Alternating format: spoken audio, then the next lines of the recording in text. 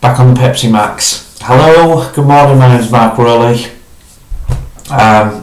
Just before we get into what we're going to discuss today, people are asking the question, why do I always start my videos with slurping a drink? And to cut a long story short, I was advised to put a trademark or a thing, is that the right word? A thing to mark my videos, so everybody knows that that's what he does first. It's just like a trademark's probably the wrong word. Just I don't know what the word is. Just a thing that I do on every video.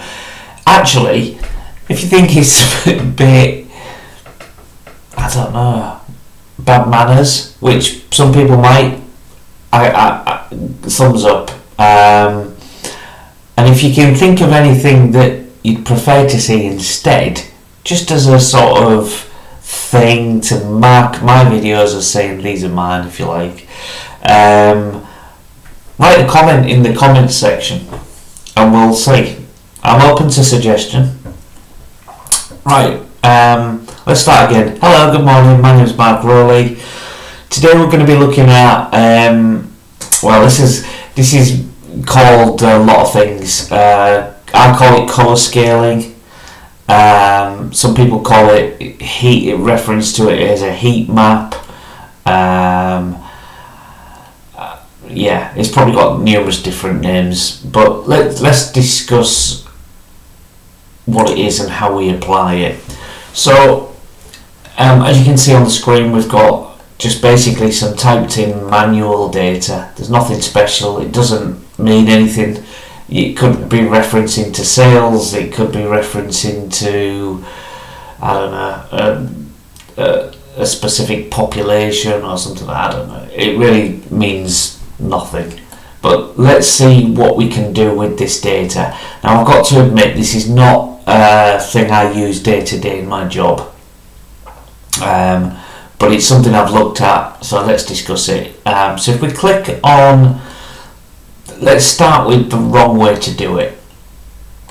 If we highlight our data like so, and we come up to home and then conditional formatting, and then you can see here there's something called colour scales,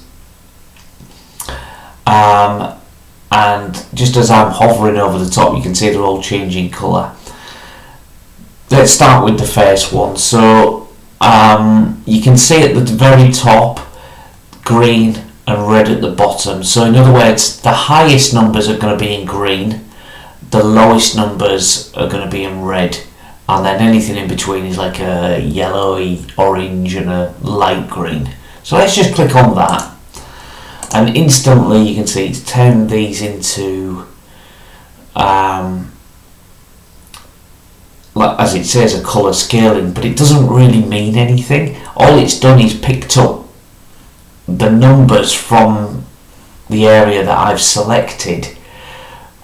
To me, this doesn't really mean very much, other than saying, well, you could say that instantly you can see that I think Spain there in August had the highest, let's say the sales numbers, and Spain again there. So you could argue that that's one way of doing it, but I don't think I would prefer to look at the data like this. I'd prefer to do it something like, let's turn that off. I'd prefer to do it something like, let's say we wanted to look by country.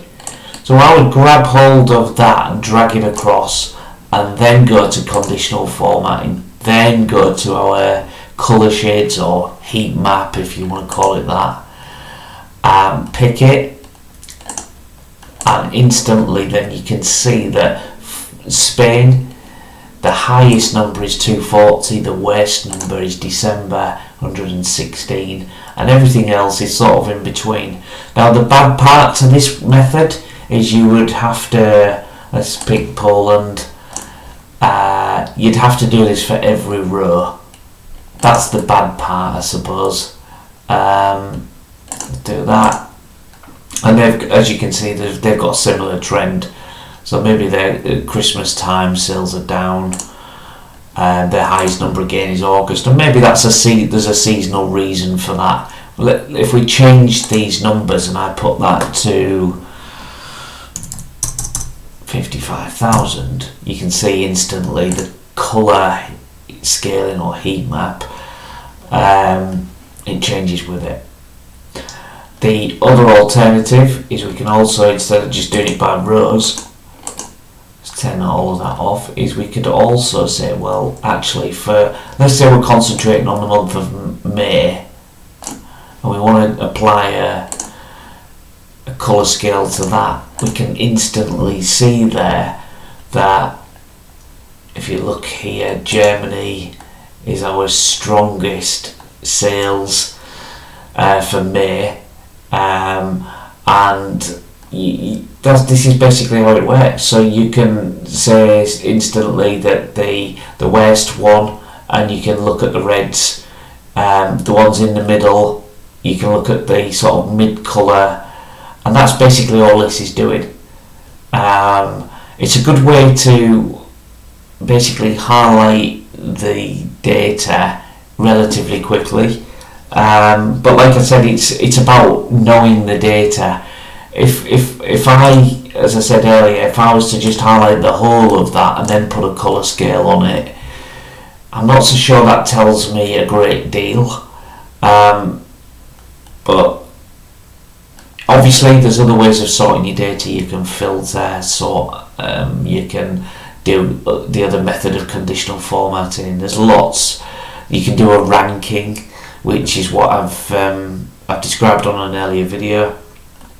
So there's lots of ways to skin a cat, but that's basically how heat mapping works, or colour scaling, whatever you want to call it.